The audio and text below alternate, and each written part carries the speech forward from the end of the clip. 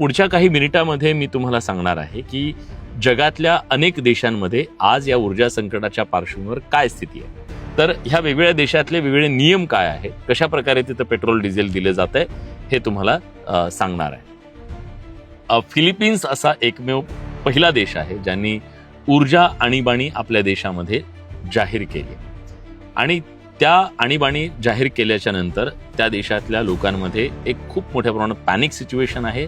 लोकांनी तिथं अन्नधान्य साठवायला सुरुवात केलेली आहे, त्यामुळे साठेबाजी तिथं खूप मोठ्या प्रमाणामध्ये सुरू झाली आहे. ही फिलिपिन्स मधली गोष्ट होती. यानंतर जपानमधली परिस्थिती सुद्धा गंभीर बनत चाललेली आहे. जपानमध्ये केवळ 3 आठवडे पुरेल इतकाच गॅस साठा त्यांच्याकडे आहे आणि जो रिझर्व्ह स्टॉक होता त्यांचा, त्या रिझर्व्ह स्टॉकमधून आता पेट्रोल आणि डिझेल वापरण्याला त्यांनी सुरुवात केलेली आहे.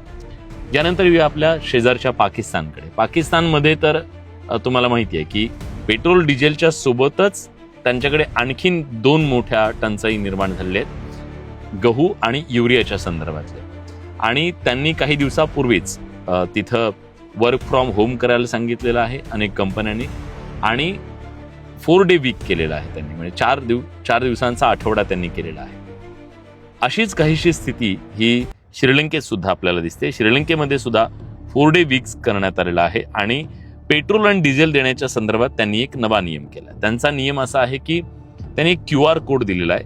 त्या QR कोड प्रणालीच्या माध्यमातून एका वाहनधारकाला आठवड्याला केवळ 15 लिटर पेट्रोल मिळणार आहे.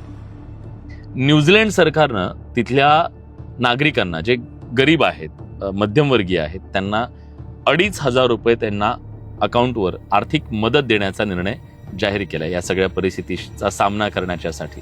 म्यानमारमध्ये तिथल्या सरकारनं पेट्रोल आणि डिझेलच्या संदर्भात ऑड इव्हन अशा प्रकारचा नियम लागू केलेला आहे. एका दिवशी ऑड नंबर असलेल्या वाहनांना पेट्रोल डिझेल दिलं जाईल, तर दुसऱ्या दिवशी इव्हन नंबरची जी वाहनं आहेत त्यांना पेट्रोल डिझेल दिलं जाईल.